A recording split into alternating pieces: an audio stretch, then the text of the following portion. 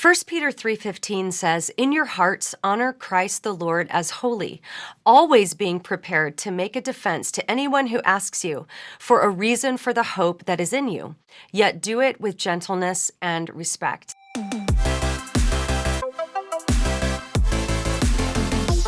Every Christian is called to be prepared to make a defense for what we believe.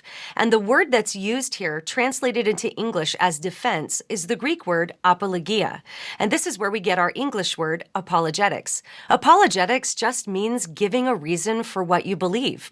And when it comes to the realm of Christian apologetics, this can span a lot of different disciplines like science, logic, philosophy, and history. Christian apologetics basically has two goals. Number one, to provide reasons why Christianity is true, and number two, to communicate those reasons to the world. Now, this can seem overwhelming if you've never studied apologetics before. There can be all kinds of different questions people have, skeptical claims brought against Christianity. Today, we're going to talk through 5 basic apologetics questions that I think every Christian should be prepared to answer. Now, this can seem overwhelming when we see the broad spectrum of skeptical claims that's brought against Christianity, or the many questions brought about by honest seekers. So my goal today is certainly not to give an extensive answer to each one of these questions, but maybe to give the start of an answer, maybe show you a couple of ways to think about each of these questions, and then I'm going to give you resources at the end of each question so that you can learn more if it's a question that interests you. So number 1, have the New Testament documents been corrupted? Well, obviously, when the New Testament was being written, we didn't have a printing press, so each manuscript had to be copied by hand. And when the original documents no longer exist, scholars use a science called textual criticism to reconstruct the wording of ancient texts. When they have a lot of manuscripts and early manuscripts, they can do this with a great deal of accuracy. The New Testament documents have more manuscripts and earlier manuscripts to support their accuracy than any work of ancient classical literature. In fact, most scholars agree that the New Testament has been copied with an unprecedented high level of accuracy. There's really just a very small percentage of variations between the manuscripts that affect the meaning of the text. And among those, there isn't one that calls into question any cardinal Christian doctrine. If you want to learn more about textual criticism and the transmission of the New Testament documents, I highly recommend a book called Myths and Mistakes in New Testament Textual Criticism by Peter Gurry and Elijah Hickson. You can also take an online course on textual criticism by one of the top textual critics in the world, Dr. Daniel Wallace, who's professor of New Testament Studies at DTS. I'll link to that below. Question number 2, is there any evidence that the resurrection of Jesus actually happened? So, esteemed historian and New Testament scholar Gary Habermas collected over 1,400 of the most critical scholarly works written between 1975 and 2003 about the resurrection of Jesus.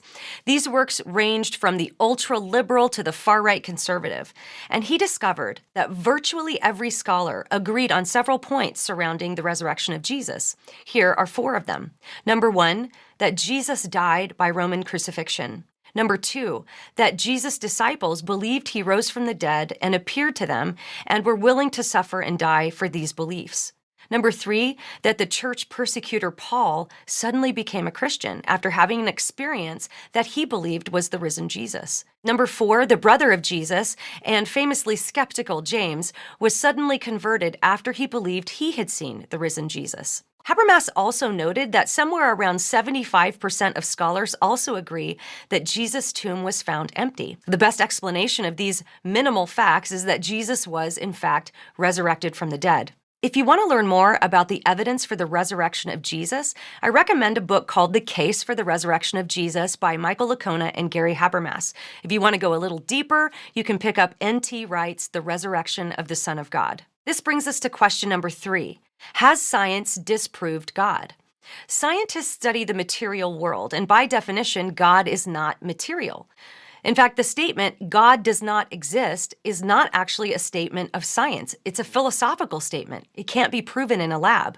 So in order for scientists to assert that God does not exist, they have to filter their evidence through the philosophical lens of materialism, which excludes the possibility of anything outside the material realm. Frank Turek offers this illustration in his book, Stealing from God.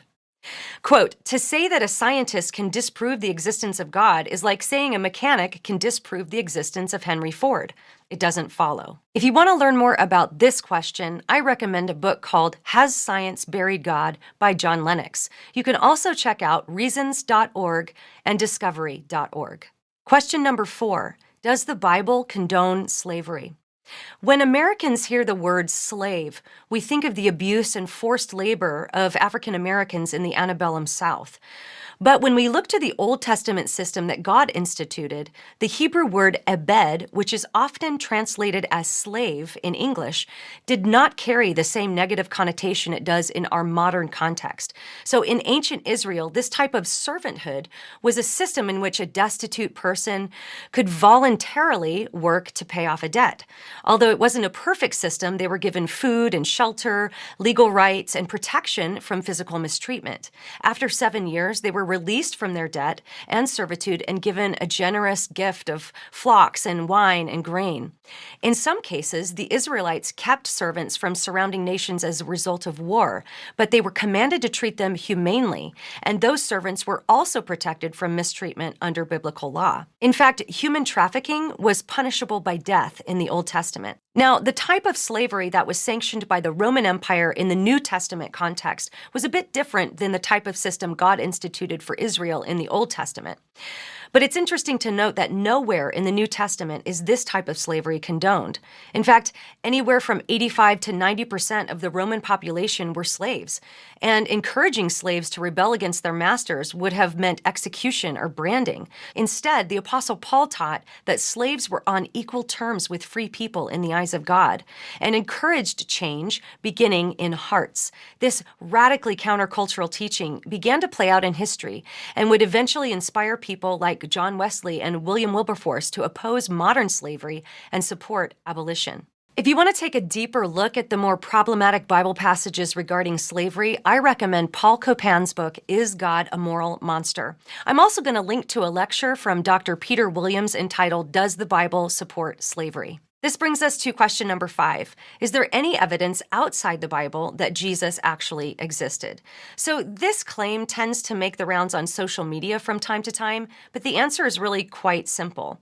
There are 10 non-Christian sources that mention Jesus as an actual person within 150 years of his life. He's mentioned by Josephus, Tacitus, Pliny the Younger, Plegon, Thallus, Suetonius, Lucian, Celsus, Marabar Serapion, and the Jewish Talmud.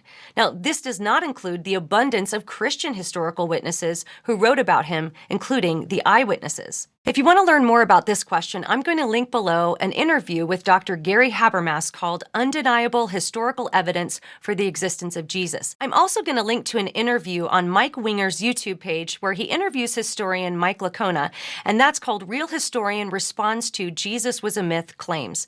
Now, if you want a resource that talks about all of these questions, I want to recommend a book called I Don't Have Enough Faith to Be an Atheist. This will help you build the classical case for the truthfulness of Christianity, starting with the question, does truth exist? Moving through, does God exist? Who is God? How did he reveal himself in the world? Is the Bible the Word of God? And finally, the resurrection of Jesus. So I hope this video has helped equip you and give you a bit of a bird's eye view into what it might look like for you to begin to answer these basic apologetics questions as you become prepared to make a defense to anyone who asks you for a reason for the hope that is in you. And remember to do it with gentleness and respect.